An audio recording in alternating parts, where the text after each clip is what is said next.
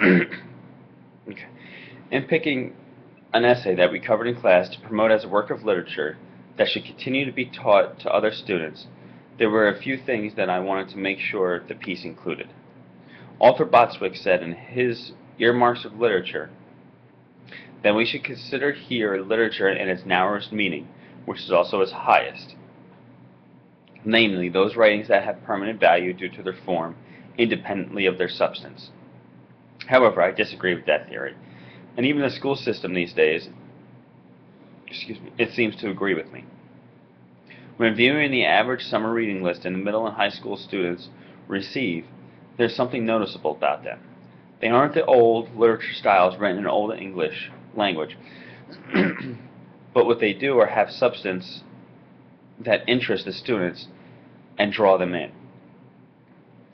And this substance is what interests the students long enough for them to read and learn from it, which is what I have based my own theory on.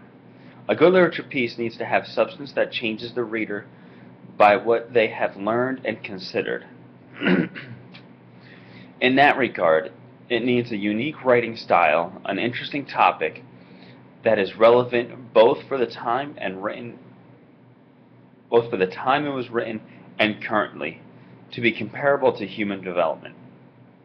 On that basis, I chose the pieces by Shirley Jackson, The Lottery, and the essays that accompany it, The Morning of June 28, 1948, and The Lottery. I believe that Jackson's essay, The Lottery, incorporates a unique writing style in the way she switches both the tone and the viewpoint of the narrator. Not only does she take her essay from a bright style to a dark ending, but she also begins by narrating the story herself, and then incorporating the thoughts and actions of her characters. In addition, Jackson managed to pick a highly controversial subject that continues to draw interest even now, as you see by the movie The Hunger Games. It has been popular with a very similar plot line to The Lottery.